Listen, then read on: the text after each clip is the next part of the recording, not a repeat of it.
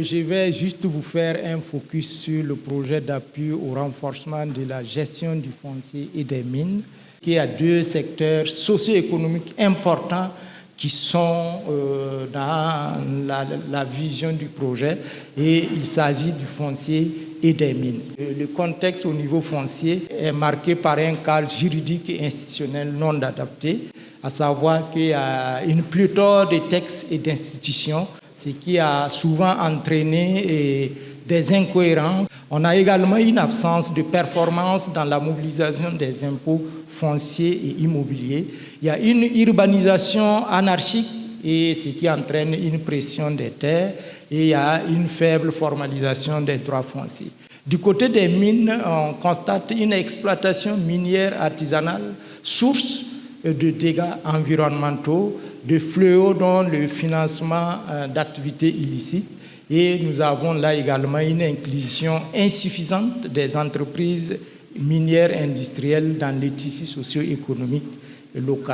Au regard de ce contexte, le Burkina a opté de formuler un projet structurant, et ceci s'est fait avec l'accompagnement de la Banque mondiale, accompagnement technique, mais également financier. Le montant global qui provient de la banque est de 150 millions de dollars, soit 82,5 milliards de francs CFA, répartis équitablement entre un don et un prêt. Au regard de tout ça, l'État a consenti le projet, ambitionne améliorer l'efficacité des services fonciers et des miniers, renforcer la sécurité foncière dans les communes et favoriser un partage inclusif des avantages de l'exploitation minière. Le projet est structuré en 5 composantes. La première, qui est le renforcement du cadre juridique et le développement institutionnel.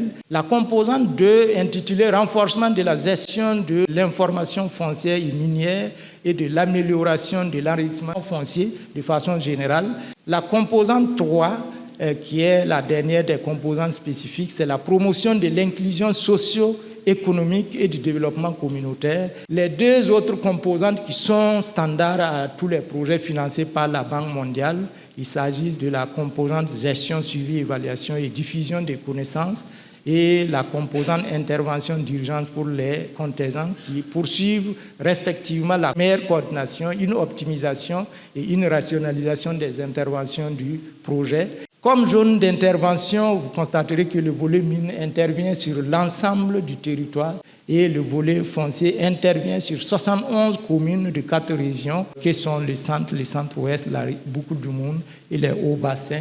Le projet est rattaché techniquement et financièrement au ministère de l'économie, des finances et de la prospective. Et je vais m'attarder uniquement sur les indicateurs du volet foncier. Le projet ambitionne, au cours de sa durée d'exécution, de réduire les délais de délivrance des titres fonciers et des APFR, qui en moyenne sont aujourd'hui de 180 jours, et nous comptons ramener ce délai à 90 jours. Au titre toujours des indicateurs de développement, nous avons la délivrance de 329 500 titres d'occupation, dont 30% au profit des femmes. Et donc, pour pouvoir être opérationnel, le volet foncier a élaboré et adopté un plan d'intervention composé de 4 axes. Le premier axe, c'est le cadre légal et institutionnel. Le deuxième axe, c'est le cadastre, enrichissement systématique et évaluation massive. Nous avons l'axe 3 qui est le développement des infrastructures. Et enfin, nous avons le 4e axe qui est l'aménagement du territoire. Et nous comptons élaborer des outils de planification spatiale au nombre de 30.